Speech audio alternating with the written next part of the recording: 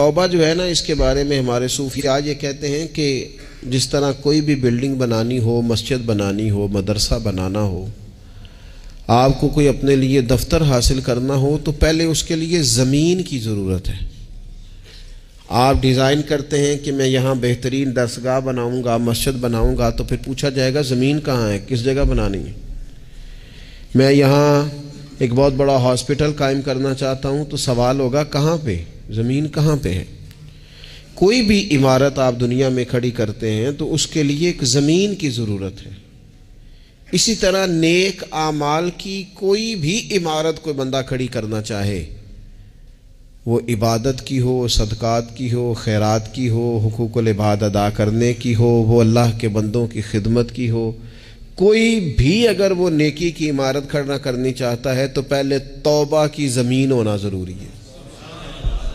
اس کے پاس جب تک توبہ کی زمین موجود نہیں ہوگی، نیکی کی کوئی عمارت اس پہ قائم ہو سکتی۔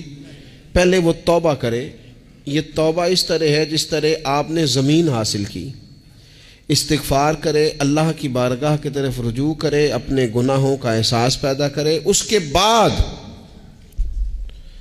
توبہ کو تشکیل دینے کے بعد اب وہ نیک اعمال کرے۔ نبی پاک علیہ السلام کا ایک فرمان امام بہقی لائے ہیں، حضور علیہ السلام نے فرمایا ہر چیز کو زنگ لگتا ہے، جب تمہارے دلوں کو زنگ لگ جائے نا تو اس کو صاف کرنے کے لیے تمہیں آلے کی ضرورت ہو تو اپنے رب کی بارگاہ میں توبہ کرنا، دلوں کا زنگ ٹھیک ہو جائے گا۔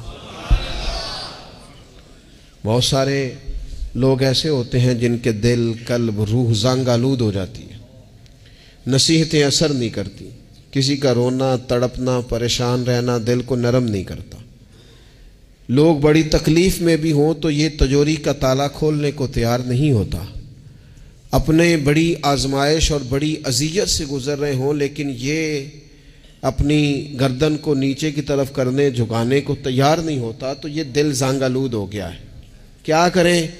فرمایا اس طرح کر، تو نہ صحیح معنوں میں توبہ کر، اللہ تیرے دل کے زنگ کو دور فرما دے گا۔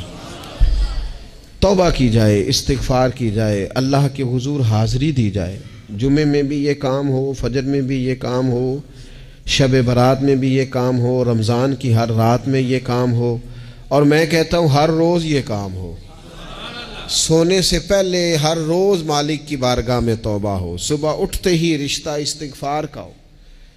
نبی پاک علیہ السلام نے ایک بات کہہ کے ہمارے لیے اس بات کو اتنا محبوب کر دیا ہے، محبوب فرماتے ہیں سنو لوگو، میں دن میں 100 بار اپنے رب کی بارگاہ میں استغفار کرتا ہوں، 100 بار۔ اتنا کھول دیا مضمون کو، اتنا واضح کر دیا، اس میں اتنی گنجائش پیدا کر دی، اتنی لامحدود اس نعمت کو بیان کر دیا کہ خود فرماتے ہیں میں 100 بار روز توبہ کرتا ہوں۔